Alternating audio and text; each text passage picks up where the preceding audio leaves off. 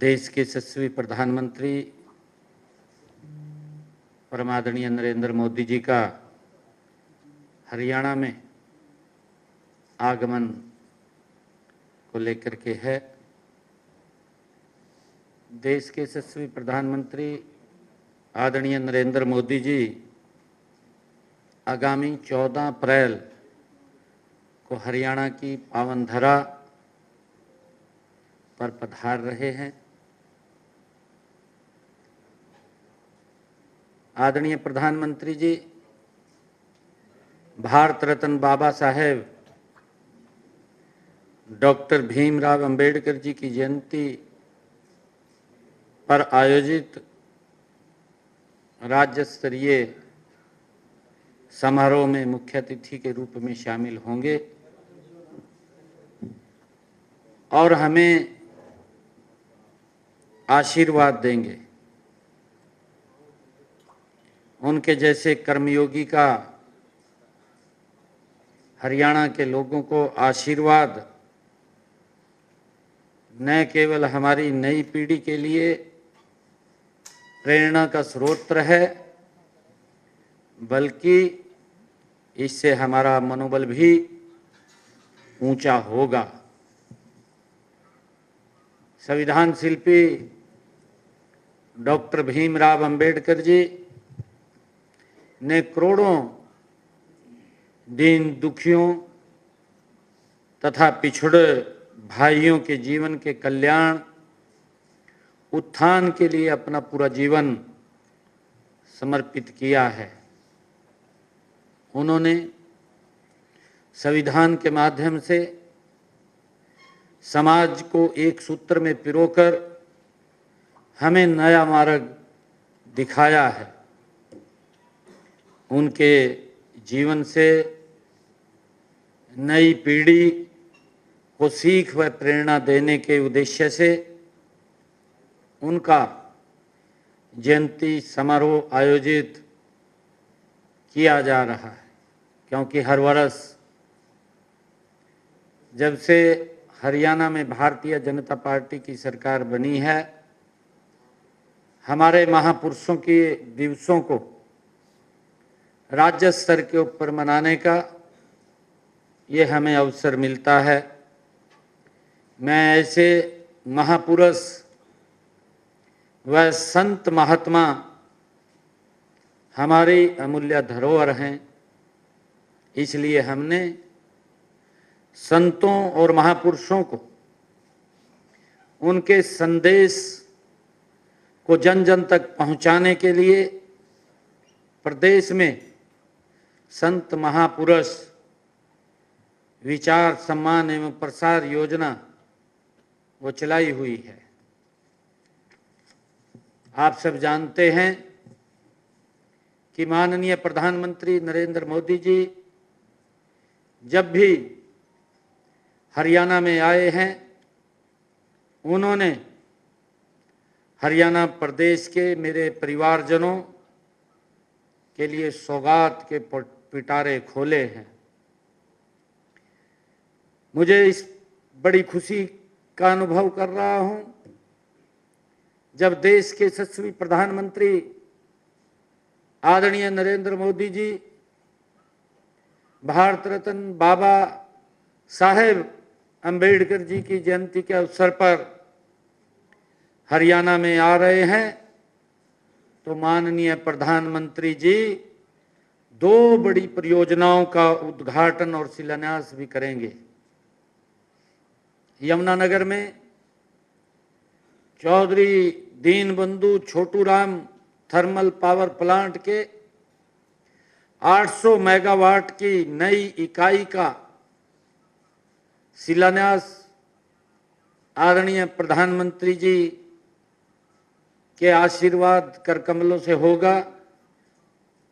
इस परियोजना पर 7,272 करोड़ रुपए की लागत आएगी।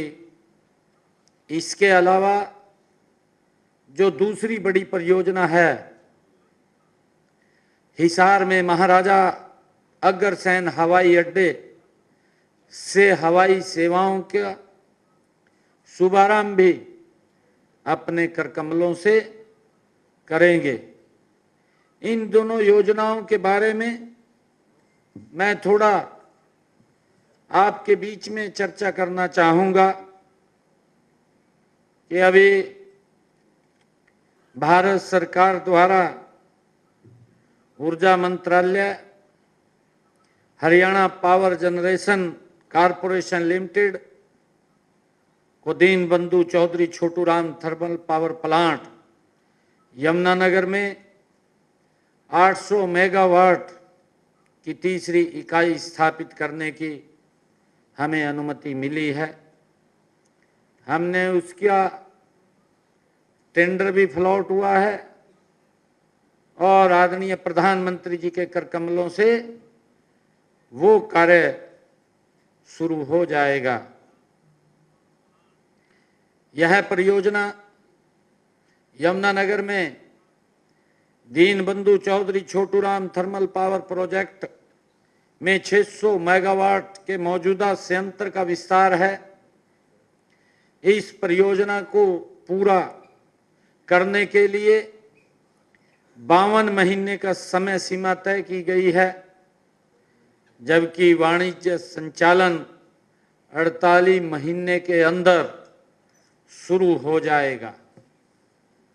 इस इकाई से हरियाणा की घरेलू ऊर्जा उत्पादन क्षमता 3,382 मेगावाट तक बढ़ जाएगी। वर्तमान में राज्य में लगभग 14,000 मेगावाट बिजली उपलब्ध है। इससे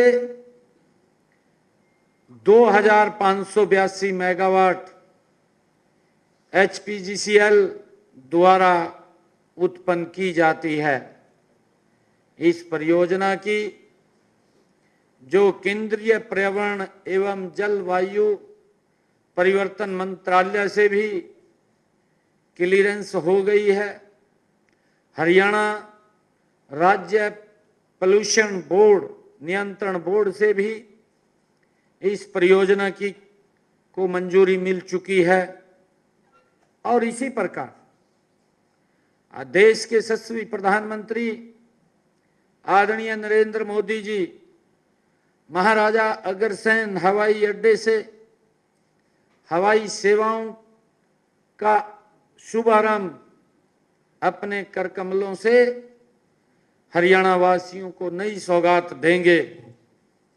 मुझे खुशी है कि हिसार में महाराजा अग्रसेन जी के नाम से पहला ये हवाई अड्डा, जिसका शुभारंभ देश के यशस्वी प्रधानमंत्री जी के कर कमलों से हो रहा है। यह हवाई अड्डा हिसार में एकीकृत विमानन हब का निर्माण 7200 एकड़ क्षेत्र में किया जा रहा है। इसमें से 4200 एकड़ में हवाई अड्डे और 3000 एकड़ में समेकित विनिर्माण क्लस्टर, इंटीग्रेटेड मैन्युफैक्चरिंग क्लस्टर स्थापित किया जा रहा है।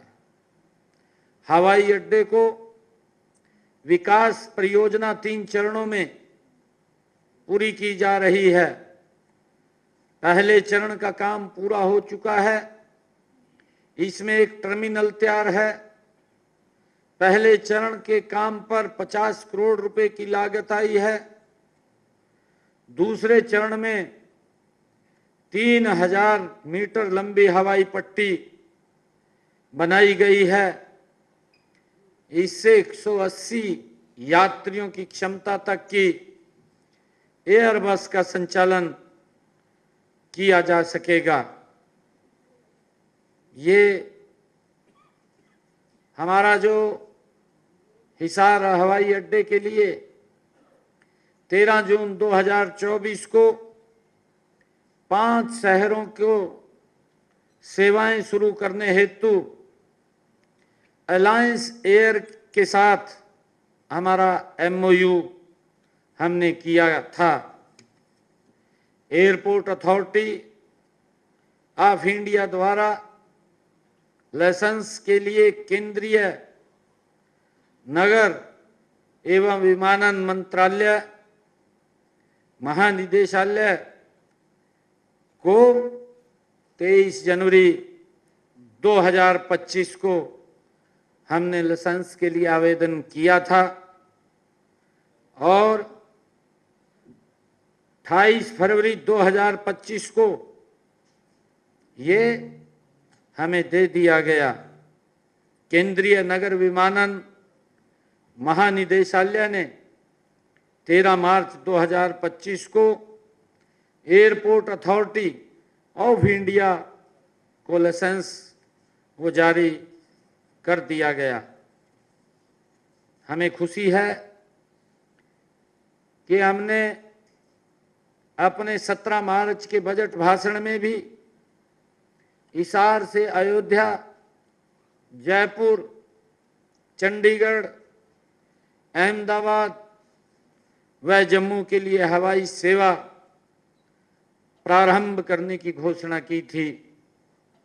महाराजा अग्रसेन हिसार हवाई अड्डे से हवाई सेवाएं शुरू होने से इन सब शहरों के लिए हवाई सेवा शुरू की जाएगी। माननीय प्रधानमंत्री जी ने हरियाणा की धरा से जो भी अभियान की शुरू किए हैं वो देश में जन आंदोलन बने हैं। देश के यशस्वी प्रधानमंत्री जी ने चाहे स्वच्छता का अभियान हो, चाहे स्वच्छता का अभियान हो, चाहे बेटी बचाओ बेटी पढ़ाओ का अभियान हो, इन सब को बचाने के लिए आदरणीय प्रधानमंत्री जी ने सामाजिक चेतना को ये सब जन आंदोलन बन चुके हैं। गत दिवस माननीय केंद्रीय जल शक्ति मंत्री CR पाटिल जी ने भी राष्ट्रीय जल शक्ति अभियान कैच द रेन 2025 का शुभारंभ भी हरियाणा की पावन धरा से जल संरक्षण का नया अभियान शुरू किया है। पत्रकार साथियों, क्योंकि पिछले दिनों मैंने अपना बजट प्रस्तुत किया था, मैं बजट के संबंध में भी कुछ चर्चा आप लोगों से आज इस अवसर पर करना चाहता हूं। वित्त वर्ष 2025-26 में का जो ये बजट हरियाणा के हर वर्ग के लोगों की प्राथमिकताओं और आकांक्षाओं का प्रतिबिंब है, मैं इसकी कुछ मुख्य बातों पर फिर से आप सबके बीच में जिक्र करना चाहूँगा। मैंने बजट में अपने संकल्प पत्र के 90 संकल्प इसी वर्ष पूरे करने का संकल्प व्यक्त किया है। अब तक हम संकल्प पत्र के 217 में से 19 वायदों को पूरा कर चुके हैं। 14 वायदे जल्दी ही इसमें जुड़ जाएंगे। हम हरियाणा को भविष्य सक्षम बनाने के लिए डिपार्टमेंट और फ्यूचर नाम से एक नया विभाग भी बनाएंगे। हरियाणा में AI मिशन की स्थापना करेंगे, जिसकी मैंने बजट भाषण के अंदर कहा था। गुरुग्राम और पंचकुला में हम इसके हब बनाएंगे। हमने अभी विधानसभा के सत्र में नकली बीज व कीटनाशक पर रोक लगाने के लिए एक बिल भी लेकर हम आए हैं। महिला किसानों को डेयरी स्थापित करने हेतु हमने अपने बजट में कहा कि बहनों को 1 लाख रुपए तक का ब्याज मुक्त ऋण देने का काम भी हम करेंगे। हमने ये भी कहा है कि हरियाणा प्रदेश के हर 10 किलोमीटर पर एक नया मॉडल संस्कृत स्कूल खोला जाएगा, जिससे कि हमारे युवाओं को अच्छी और सस्ती एजुकेशन मिल सके। उसको लेकर के हम हर 10 किलोमीटर पर एक संस्कृत मॉडल स्कूल हम खोलने जा रहे हैं। इसी कड़ी में हर जिला में एक राजकीय मॉडल संस्कृत महाविद्यालय, संस्कृत विद्यालय में centre of excellence in sports भी बनाया जाएगा। हर जिले में एक राजकीय मॉडल संस्कृत विद्यालय को centre of excellence in skill बनाया जाएगा। 10वीं से 12वीं के विद्यार्थियों के लिए हर वर्ष हरियाणा मैथ ओलंपियाड आयोजित किया जाएगा। विश्व कौशल ओलंपिक के पदक विजेताओं को 10 लाख रुपए तक नगद पुरस्कार दिया जाएगा। कैंसर के मरीजों के लिए 17 जिलों में डे केयर सेंटर्स खोले जाएंगे। हमने ये भी कहा है कि प्रदेश में एमबीबीएस की सीटें जो पहले 2185 थी, बढ़ा करके 2485 की जाएंगी। हरियाणा में 10 नए आईएमटी विकसित किए जाएंगे। हर जिला में एक जिला एक उत्पाद योजना में 10 नए औद्योगिक क्लस्टर बनाए जाएंगे। गीग वर्कर्स को बीमा सुरक्षा की जाएगी। शहरों में 100 करोड़ रुपए का शहरी जल निकासी कोष स्थापित किया जाएगा। हर नगर पालिका में एक खेल परिसर बनाया जाएगा।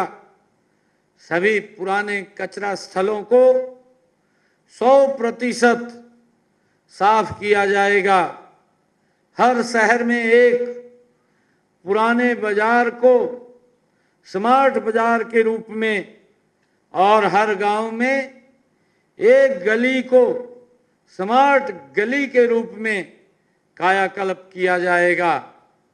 हमने ये भी कहा है कि हरियाणा प्रदेश के अंदर हमारी सरकार ने बिजली उत्पादन में हमारा जो योजना हमने चलाई है, हमारा गांव जगमग गांव, इस योजना के तहत 5877 गांवों में हम 24 घंटे बिजली देने का काम कर रहे हैं।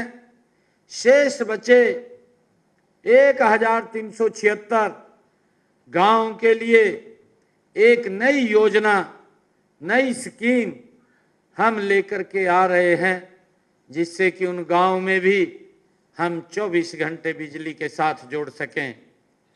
हमने प्रधानमंत्री सूर्य घर मुफ्त बिजली योजना 31 मार्च 2027 तक हरियाणा प्रदेश में 2,22,000 सोलर रूफटॉप लगाए जाने का लक्ष्य भी रखा है, जिसमें अब तक लगभग 15,000 घरों की छतों के ऊपर ये 2 किलोवाट का सोलर रूफटॉप लगाया गया है।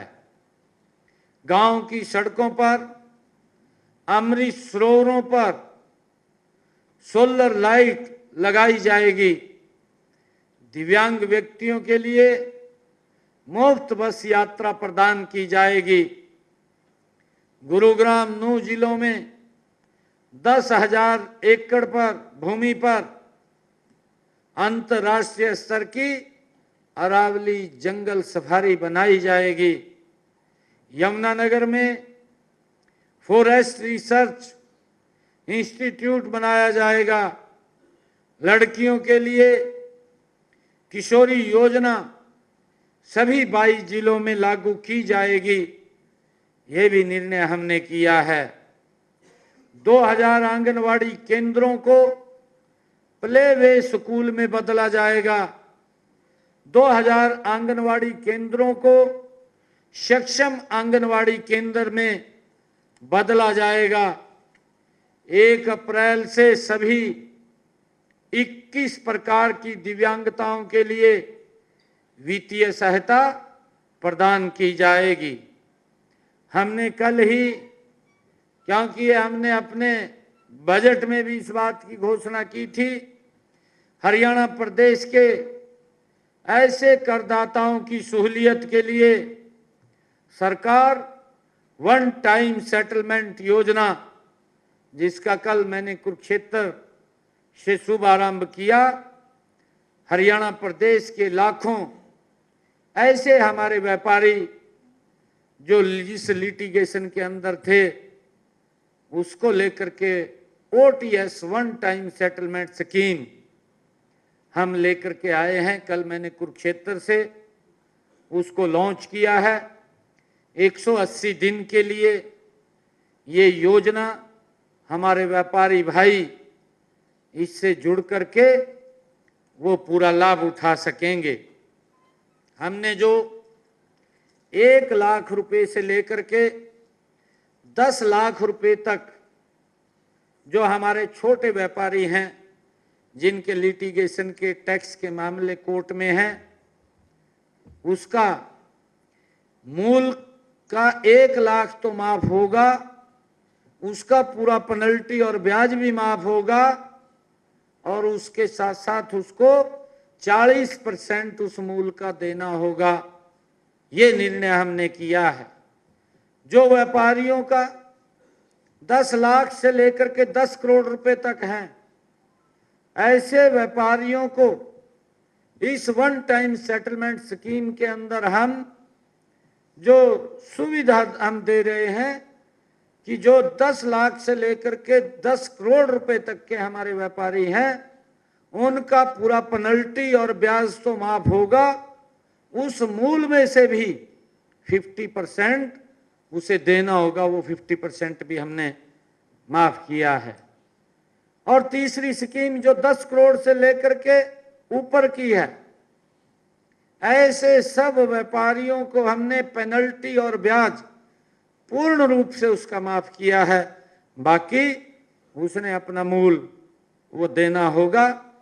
मुझे ये पूर्ण विश्वास है हमारे हरियाणा प्रदेश के व्यापारी इस स्कीम का लाभ उठाएंगे और लाभ उठा करके उस लिटिगेशन को वो समाप्त करेंगे। हमने ये भी निर्णय किया है कि पिछले 3 से 4 वर्षों के ऑडिट एक ही बार में किए जाएंगे, ताकि व्यापारियों को बार बार दफ्तरों के चक्कर न लगाने पड़े। हरियाणा के कर्मचारियों को यूपीएस का लाभ दिया जाएगा। माननीय प्रधानमंत्री नरेंद्र मोदी जी के सबका साथ, सबका विकास, सबका विश्वास और सबका प्रयास विजन के साथ हमारी सरकार हरियाणा को विकसित करने, तेज गति से कार्य करने के लिए कटिबद्ध है। आदरणीय प्रधानमंत्री जी का जो विजन है 2047 तक भारत को गति से विकसित राष्ट्र बनाना, हरियाणा भी उनके साथ कंधे से कंधा मिला करके विकसित हरियाणा के साथ साथ विकसित भारत में अपना महत्वपूर्ण योगदान देगा। मुझे खुशी है 14 अप्रैल को बाबा साहेब, भारत रत्न बाबा साहेब डॉक्टर BR अम्बेडकर जी, उनकी जन्म जयंती के अवसर पर बड़ी परियोजनाओं की सौगात और हमारे इस बाबा साहेब को याद करने और हम सब का मार्गदर्शन करने के लिए देश के यशस्वी प्रधानमंत्री आदरणीय नरेंद्र मोदी जी आ रहे हैं। हमारा हरियाणा वासियों का बड़ा सौभाग्य है कि उनका हमें मार्गदर्शन डॉक्टर भीमराव अंबेडकर जी की जयंती के अवसर पर मिलेगा और हरियाणा विकास की मामले में नई ऊंचाइयों के ऊपर जाएगा। बहुत बहुत धन्यवाद। ये अभी बता देंगे आपको, क्योंकि दो बड़ी परियोजनाएं हैं, हिसार और यमुनानगर। सर ये जो दोनों जगह भी हो सकता है। नहीं, अभी बताएंगे आपको, मैं तो अपनी तरफ से कह रहा हूं। ये हिसार में पहले आएंगे, यमुनानगर में पहले आएंगे? ये पूरी की पूरी आपको जानकारी हम देंगे जी। डिमांड में कुछ डिफरेंस रहेगा? नहीं, देखिए आने वाले समय के अंदर हम सब बिजली के ऊपर आधारित हो रहे हैं। आज आप देख रहे हैं इलेक्ट्रिक बसें भी आ गई हैं, इलेक्ट्रिक कारें आ गई हैं, इलेक्ट्रिक स्कूटर आ गए हैं और जितनी कंजम्पशन लगातार बढ़ रही है इलेक्ट्रिक ट्रेन चल रही है आपके सामने, सारा का सारा बिजली के ऊपर हो रहा है। ये हम आने वाले समय के अंदर और गति से बिजली की ज्यादा खपत होगी, क्योंकि उसी के ऊपर आधारित है। डीजल पेट्रोल के ऊपर तो कम हम आधारित होंगे, ज्यादा तो बिजली के ऊपर आधारित होंगे। तो पहले ही हम उस बिजली के अंदर आत्मनिर्भर हो जाएं, क्योंकि ये हमारा जो एक थर्मल पावर 800 मेगावाट का जिसका शिलान्यास कर रहे हैं, इसके साथ साथ हमने पानीपत के अंदर भी उसकी डीपीआर तैयार कर रहे हैं। वहां पर भी अलग से 2 यूनिट का निर्माण वहां होगा और खेदड़ के अंदर भी होगा, क्योंकि आने वाले समय के अंदर बिजली के ऊपर ही हम आधारित हैं। मेन तो बिजली के ऊपर चलेगा। और मैं यही आग्रह हम कर रहे हैं कि जब हमारे पास बिजली पूर्ण है तभी हम 24 घंटे गांव के अंदर भी बिजली उपलब्ध करा रहे हैं। शहर गांव के अंदर ये हरियाणा नहीं तो आप देख रहे हैं राजनीति की भेंट चढ़ता रहता था। आश्वासन तो लोग देते थे कि हम बिजली 24 घंटे देंगे, परंतु नहीं दे पाते थे। ना नीति थी, ना योजना थी, कुछ भी नहीं था। परंतु पिछले 10 वर्षों के अंदर मोदी जी के नेतृत्व के अंदर हमने पूरे हरियाणा के अंदर जो मैंने बताया है कि लगभग 1362 के करीब में ऐसे गांव हैं जिनमें हम 24 घंटे बिजली नहीं दे पा रहे, और वो भी हमने जो पैरामीटर्स तय किए थे, हम ग्रामीण लोगों से को बातचीत करके, उनसे वार्तालाप करके उनके अंदर भी 24 घंटे बिजली देना चाहते हैं। हरियाणा का एक भी कोई गांव 24 घंटे बिजली से ना जुड़े ऐसा नहीं होगा। हम उसके लिए लगे हुए हैं। हमने गांव के लोगों से भी कहा है कि आप आगे निकल करके आए, इसमें सहयोग करें, क्योंकि आने वाला समय ये बिजली के ऊपर। घर के अंदर भी अगर हम देखें सारा का सारा काम बिजली के ऊपर हो गया। अगर मसाला भी कूटना है वो भी तो बिजली के ऊपर कूट रहे। अगर रोटी भी पकानी है आजकल तो तवा भी बिजली वाला है क्या है, सारा ही बिजली के ऊपर हो गया। अगर ये पहले तो हमारी माताएं बहनें लस्सी भी अपने आप रिड़कती थी, परंतु वो भी बिजली के ऊपर हो गया। सारा का सारा बिजली के ऊपर हो गया। घर के जितने काम हैं, पहले तो हम चूल्हे के ऊपर पानी रख करके नीचे लकड़ी लगा करके पानी गर्म कर लेते थे, परंतु गीजर लग गए तो बिजली की खपत है। तो क्योंकि हर घर के अंदर भी बिजली की कंजम्पशन है और उसके अंदर बिजली के ऊपर हम लगातार मजबूती से काम कर रहे हैं। सीएम साहब, 2 क्वेश्चन है कि एक तो महाराजा अग्रसेन एयरपोर्ट का तो उद्घाटन करेंगे, अंबाला एयरपोर्ट का क्या स्टेटस है? कि अंबाला एयरपोर्ट का भी कह रहे थे कि कंप्लीट हो गया है, तो लगभग उसके भी कंप्लीटी की तरफ है। अभी हमारे पास 2 ये, क्योंकि इसकी पूरी की पूरी सारे कागज पूरे हुए, एनओसी हिसार की आई है और हमारा जो थर्मल पावर का उसकी एनओसी जो पोल्यूशन से मैंने चर्चा की है, वो पोल्यूशन की वो भी आ गई है। क्योंकि आदरणीय प्रधानमंत्री जी जब आ रहे हैं तो बड़ी परियोजनाएं हैं दोनों, और अगर डॉक्टर भीमराव अंबेडकर जी की जन्म जयंती के अवसर पर बड़ी सौगातें हरियाणा के लोगों को मिलेगी, हम सबका सौभाग्य है। सीएम साहब, दूसरा क्वेश्चन ये है कि कल्चर पर जो गाने हरियाणा के अंदर चल रहे हैं उनको रोक लगाने की सरकार ने अब पहल कर दी है। साइबर डिपार्टमेंट उन गानों को हटा रहा है। कोई ऐसा कानून भी सरकार बना सकती है कि गन कल्चर के गाने ना प्रमोट किए जाएं, जिससे कि युवा भटक रहा है, बंदूकें लेकर के लहराते हैं, हवा में लहराते हुए नजर आते हैं, तो कोई ऐसा कानून भी सरकार ला सकती है? आज नहीं, देखिए जब उसकी आवश्यकता पड़ेगी तो जरूर लेकर के आएंगे, परंतु क्योंकि सभ्य समाज के लिए, क्योंकि बहुत सारे इस भारत माँ से प्रेम करना चाहिए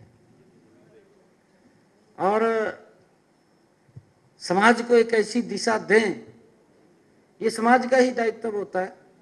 क्योंकि कई चीजें ऐसी होती हैं, फिल्मों का कल्चर जब आता है आप देखते हैं, लोग फिल्मों से भी प्रेरणा लेते हैं,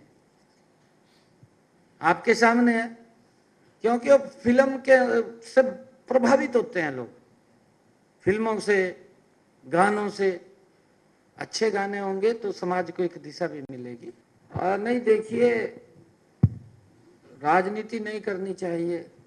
और एक बात बताऊं मैं आपको, कांग्रेस मरी पड़ी है।